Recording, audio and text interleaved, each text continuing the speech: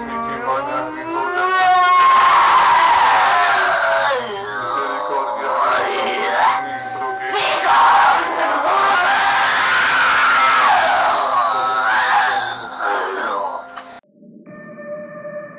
বন্ধুরা, আপনি হয়তো এখন ভাবছেন এই ভয়ঙ্কর চিৎকারটি কার, আর এই আওয়াজগুলো শুনে হয়তো আপনি ঘাবড়ে উঠেছেন।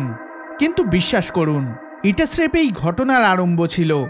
আজকের পুরো ভিডিওটা দেখার পরে আপনি ভয় জিনিসটা কি সেই বিষয়ে কিছুটা আন্দাজ করতে পারবেন। কারণ আজকে আমি আপনাকে এমন এক সত্য এবং ভয়াবহ ঘটনার ব্যাপারে বলবো, যেটা প্যারানর্মাল স্টাডিজের জগতে সবচেয়ে বিস্ময়কর এবং সবচেয়ে ভয়ঙ্কর প্যারানর্মাল এনকাউন্টারগুলোর মধ্যে স্থান পেয়েছে।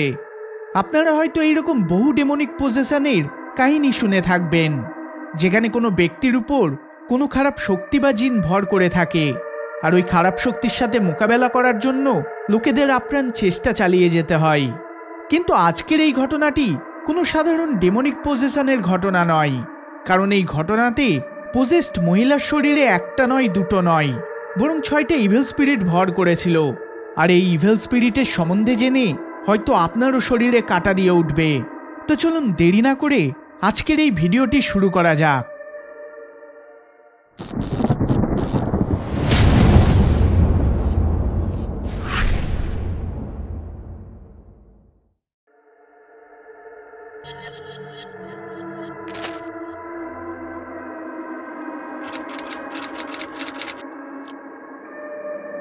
এই ঘটনাটা হলো অ্যানেলিস মিশেল নামক একজন মেয়ের।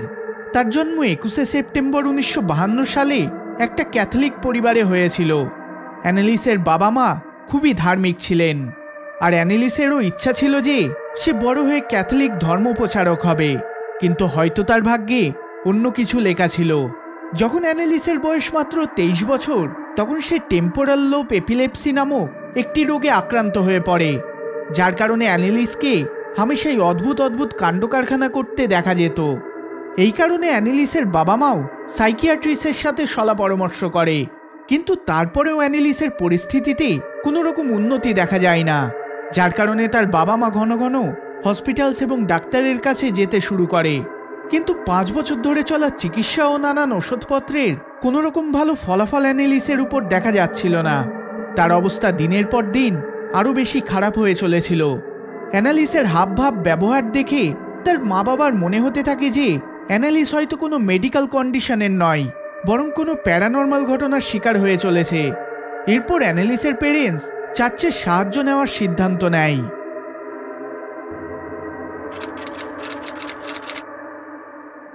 তার পিতামাতা আর্নসল্ট নামক একজন প্রিস্টকে বাড়িতে ডাকে। আর্নসল্ট দেখেন যে অ্যানালিস মেঝেতে কোনো নির্জীব বস্তুর মতো পড়ে রয়েছে, আর সে সেখানেই বাথরুম করে সেটিকে জিভ দিয়ে চেটে চলেছে। আর তারই পাশে পড়ে থাকা একটা কয়লার টুকরোকে নিয়ে সে খেতে শুরু করে দেয়।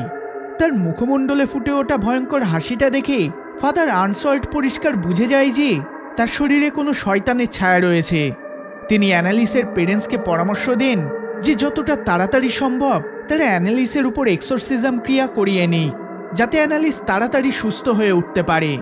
তিনি আরও একজন পাদ্রী আর্নল্ড রেন্সের সাথে মিলে অ্যানালিসের উপর প্রথম এক্সোরসিজম ক্রিয়াকে পারফর্ম করেন, যেখানে তারা জানতে পারে যে অ্যানালিসের শরীরে একটা দুটো নয়, বরং 6টা ইভিল শক্তির ছায়া রয়েছে। এই প্রথম এক্সোরসিজমের পরই অ্যানালিসের শরীরে থাকা এই খারাপ শক্তি আরও বেশি উগ্র হয়ে ওঠে এবং অ্যানালিসকে পুরোপুরিভাবে ভর করে নেয়। পরিণামস্বরূপ এই দুই পাদ্রীকে আরও এক্সোরসিজম ক্রিয়া করতে হয়, কিন্তু অ্যানালিসের উগ্র স্বভাবের কারণে এক্সোরসিজম ক্রিয়া করার আগে তাকে তার বিছানাতে চেন দিয়ে বাঁধতে হতো। এক্সোরসিজমের ক্রিয়াগুলোর থেকে যে সমস্ত জিনিসপত্র সামনে আসে সেগুলো সত্যি চমকে দেওয়ার মতো ছিল। অ্যানালিসের শরীরে উপস্থিত 6টা আত্মার নাম শুনে আপনারাও অবাক হয়ে যাবেন।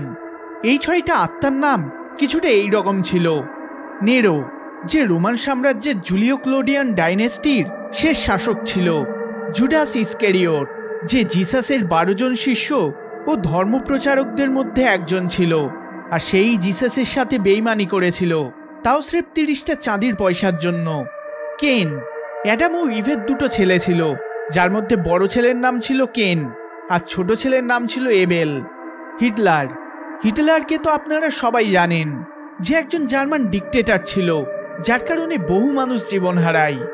ভ্যালেন্টাইন ফ্লেসচিম্যান 1600 শতকের একজন বদনাম পাদ্রী, যাকে মাদক সেবন ও মারপিটের কারণে রোমান সাম্রাজ্য থেকে বহিষ্কার করে দেওয়া হয়। লুসিফার যেমন ভালো পজিটিভ প্রতীকের উদাহরণ হিসেবে ঈশ্বরকে আমরা মেনে থাকি, তেমনি খারাপ নেগেটিভিটির প্রতীক হিসেবে লুসিফারকে মনে করা হয়। লুসিফারকে শয়তানেরও শয়তান বলা হয়ে থাকে।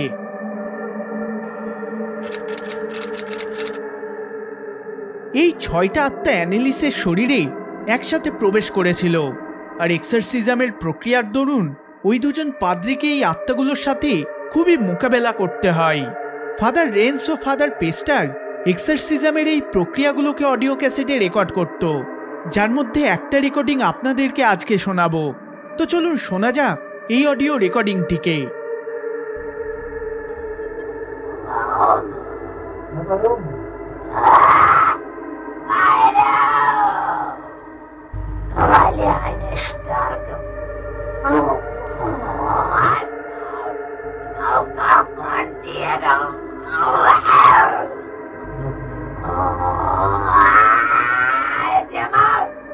Was bist du dazu? Ich spreche dazu, dass ich in dem Wald rein bin. Ich trag Idiotsnasen noch so lang, bis es lebt wird. So blöde Leute. Für uns geht's kein Zurück.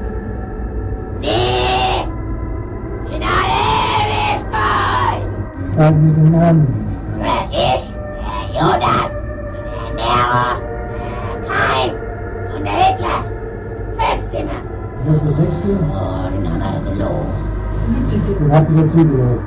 এই exorcism প্রক্রিয়ার সময় অ্যানালিস এতটাই উগ্র হয়ে যেত যে সে তার parents এবং ভাই বোনেদের উপরও হামলা করে বসত। কখনো কখনো সে তাদেরকে দাঁত দিয়ে কামড়ে রক্ত বের করে দিত, আবার কখনো নিজের নখের মাধ্যমে তাদের আঁচড়ে দিত, আবার কখনো কখনো সে নিজেকেও আঘাত দিত আর নিজেকে খুব খারাপভাবে আহত করে বসত।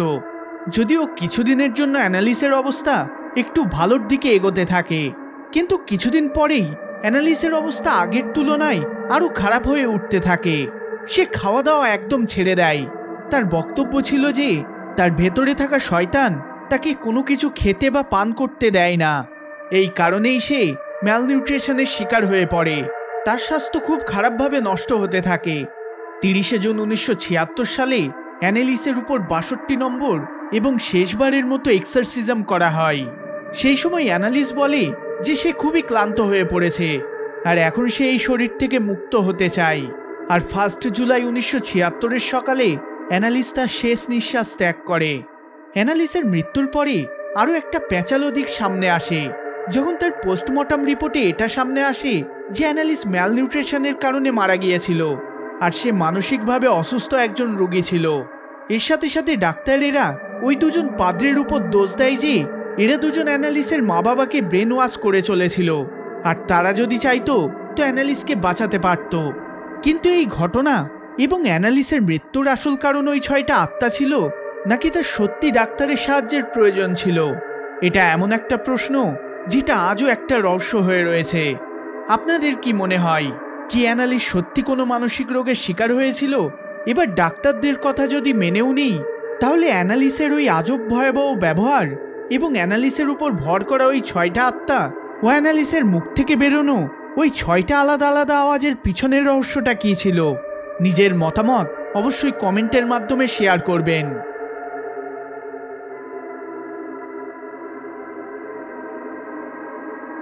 এই ভিডিওটি যদি আপনাদের ভালো লেগে থাকে তাহলে অবশ্যই লাইক শেয়ার করবেন আর চ্যানেলে নতুন হলে সাবস্ক্রাইব করবেন। দেখা হবে পরের বার অন্য কোনো ভিডিওতে। ধন্যবাদ।